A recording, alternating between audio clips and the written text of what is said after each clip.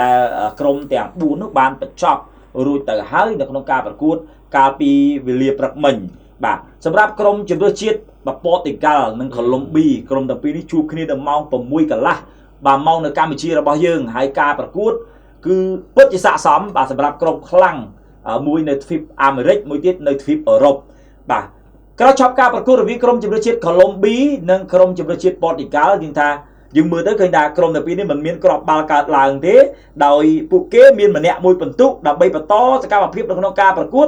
ឡើងទៅជុំបន្ទាប់ទៀតបាទអញ្ចឹងកុងហ្គោមកអ៊ូបេគីស្ថានចាំសខាជំរាបជូនតែម្ដងហើយតែក្រុមទាំងពីរហ្នឹងមានក្រុមណាឡើងទៅវគ្គ32ក្រុមអត់ណាតែឥឡូវនេះខ្ញុំសូមជំរាបជូនគូកូឡុំប៊ីជាមួយនឹងប៉ូទុយហ្គាល់ហ្នឹងថាពីរក្រុមនេះគេឡើងទៅវគ្គ32ក្រុមហើយបាទមានន័យថាគេឆ្លងផុតវគ្គជម្រុះក្នុងពូលហើយបាទការប្រកួតនេះគឺធ្វើឡើងនៅក្នុងពូលមួយដែលអាចថា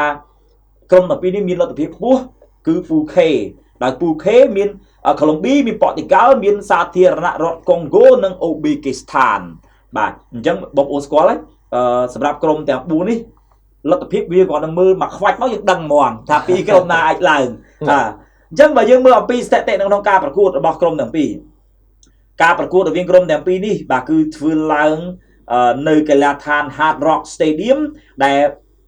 មានអ្នកទស្សនាការពីព្រឹកមិញហ្នឹងចំនួន 64,478 នាក់ហើយកីឡដ្ឋាន Hard Rock Stadium នេះនៅក្នុងទីក្រុង Miami បាទនៃសហរដ្ឋអាមេរិកអាញាកណ្ដាលដឹកនាំការប្រកួតគឺអាញាកណ្ដាលជាតិអូស្ត្រាលីគឺលោកអាលីរេហ្សាហ្វាខានីបើយើងមកពី FIFA ranking របស់ក្រុមជម្រើសជាតិទាំងពីរយើងគិតនៅក្នុងព្រឹត្តិការណ៍ FIFA World Cup នៅក្នុងពេលបច្ចុប្បន្នក្រុមជម្រើសជាតិកូឡុំប៊ីចំណាត់ថ្នាក់ FIFA គឺចំណាត់ថ្នាក់បាល់ទាត់បរោះបាទពិភពលោកគឺកូឡុំប៊ីនៅចំណាត់ថ្នាក់លេខ 13 ហើយប៉ូទុយហ្គាល់បញ្ញខែប៉ូទុយហ្គាល់គឺស្ថិតនៅចំណាត់ថ្នាក់លេខ 5 បាទលេខ 5 អញ្ចឹងការប្រកួតនេះបងប្អូនប្រហែលជាអាចគិតថាប្រហែលជាប៉ូទុយហ្គាល់គេអាចរកបានមួយគ្រាប់ពីរគ្រាប់អីណាបាទក៏មានបងប្អូនខ្លះក៏គាត់អាចរំពឹងតែការប្រកួតនេះប្រហែលជាអាចនឹងស្មើគ្នាបាទអញ្ចឹងក្រោយពីចប់ការប្រកួតកីឡាករដែលចាស់វស្សាដែរអាចរាប់ថា James Rodriguez បាទឬក៏បងប្អូនហៅថា James Rodriguez នោះគឺជាកីឡាករ Player of the Match បាទប្រធានក្រុមដែលមានវ័យបើមើលគាត់ឥឡូវនេះចូល34ហើយបាទ34ឆ្នាំកីឡាករដែលមានជំនាញជើងឆ្វេងហើយនិយាយពីតម្លៃខ្លួនឥឡូវនេះនិយាយថាទៀបយកតែមែនទេណា 1.5 លានដុល្លារមិនគួរណា Rodriguez បាទអត់អាចប្រកួតនៅក្នុងគេថាទ្វីបអឺរ៉ុបបន្តបើសិនជាមានក្លឹបណាដែលចាប់អារម្មណ៍ Rodriguez ហើយត្រឡប់ឲ្យ Rodriguez មកនៅអឺរ៉ុបជាបន្តខ្ញុំនៅគឺថាពេញចិត្តសមត្ថភាព Rodriguez បាទតែតម្លៃខ្លួន1លានជាងសកាណាធូរជាងខ្សែការពារនឹងអ្នកចាំទីមួយចំនួនផងអញ្ចឹងបើយក James Rodriguez មកលេងនៅក្លឹបល្មមនៅឯតំបន់អឺរ៉ុបដូចទីប្រជាប្រិយភាពរបស់ប្រជាជនកូឡុំប៊ីហ្នឹងឲ្យមកតាមដានក៏ឲ្យស្គាល់ក្លឹបនឹងមួយអញ្ចឹងបាទអញ្ចឹងបើយើងមើលទៅបាទដូចខ្ញុំបានជម្រាបនេះ James Rodriguez គឺជាកីឡាករ Player of the Match ហើយក្រុមទាំងពីរនេះមានការសម្រុកគ្នាទៅមកច្រើនលើកច្រើនសារប៉ុន្តែមិនមានក្រុមណាអាចទាត់បញ្ចូលទីគ្នាបានទេហើយបើយើងគិតមើលអំពីភាគរយវិញណាបងប្អូនប្រហែលជាមានអ្នកគ្រប់គ្រងខ្លះគាត់គិតថា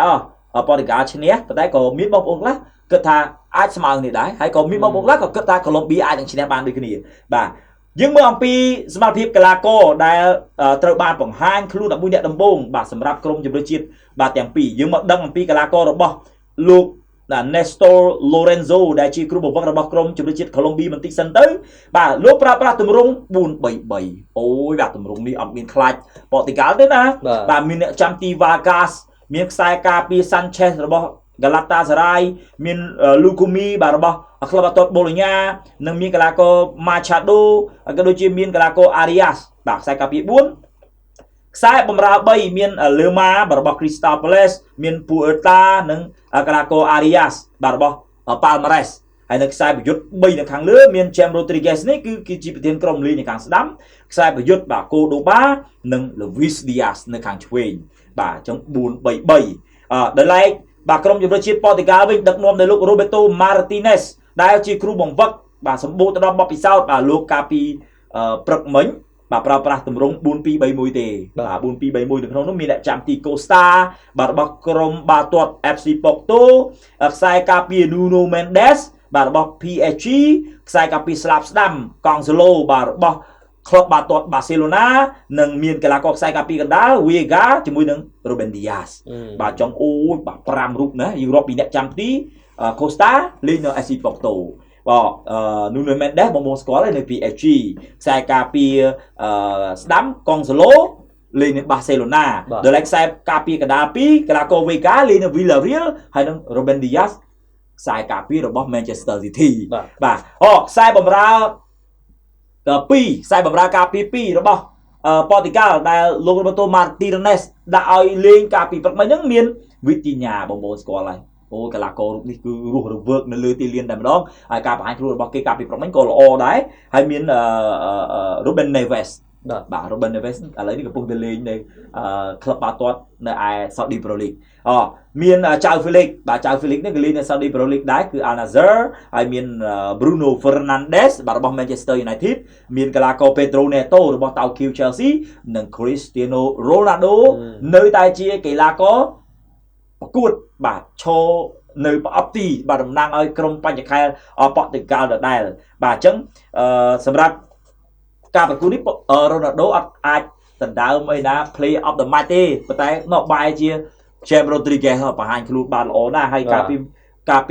ព្រឹកមិញនេះក៏មានឱកាសការស៊ុតច្រើនលើកច្រើនសារដែរបាទសម្រាប់កីឡាករ James Rodriguez បាទបើយើងមើលអំពីការគ្រប់គ្រងបាល់កូឡុំប៊ីគេគ្រប់គ្រងបាល់បានច្រើននិងល្អជាងបាទកូឡុំប៊ីមាន 55% ហើយតម្លៃប៉ូទុយហ្គាល់មានតែ 45% ទេ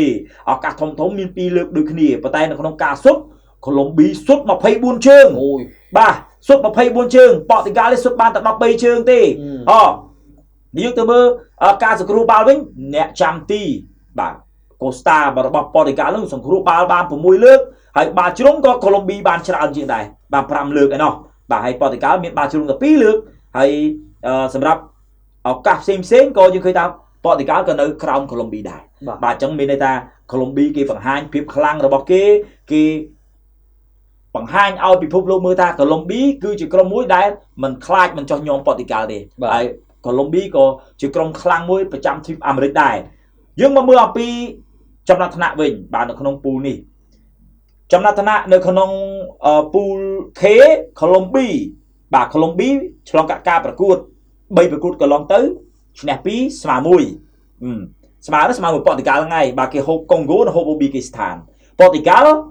ឈ្នះ1ស្មើ2បាទស្មើកុងហ្គោហើយនឹងស្មើមួយកូឡុំប៊ីទៅហូបអូប៊ីគីស្ថានក្រុមលេខ3កុងហ្គោបាទកុងហ្គោ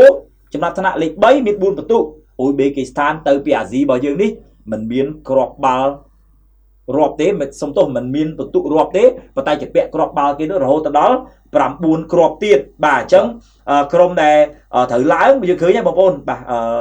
ជាចម្បងម្ដងគឺក្រុមជម្រើសជាតិកូឡុំប៊ីប៉ុន្តែ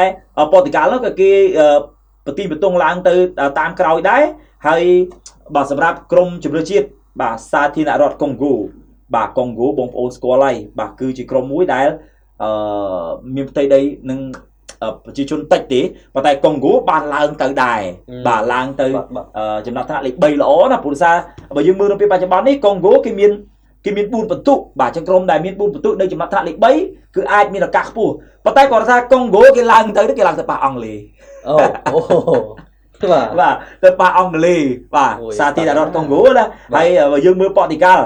ប៉ូទុយហ្គាល់គេឡើងទៅប៉ះក្រូអាតបាទដោយសារប៉ូទុយហ្គាល់គេលេខ2បាទគេលេខ2នៅក្នុងពូល K នេះហើយយើងទៅមើលកូឡុំប៊ីបាទកូឡុំប៊ីវិញពេលដែលគេឡើងទៅនេះបាទកូឡុំប៊ីគេទៅប៉ះហ្គាណាហ្គាណាបាទអញ្ចឹងបញ្ជាក់ជូនបងប្អូននៅក្នុងពូល K ដែលខ្ញុំជម្រាបជូនមិញកូឡុំប៊ីឡើងទៅវគ្គ32ក្រុមហើយគេឡើងទៅប៉ះក្រុមជម្រើសជាតិហ្គាណាហើយប៉ូទុយហ្គាល់គេឡើងទៅប៉ះក្រូអាតនិងក្រុមជម្រើសជាតិសាធារណរដ្ឋកុងហ្គោគេឡើងទៅប៉ះក្រុមជម្រើសជាតិ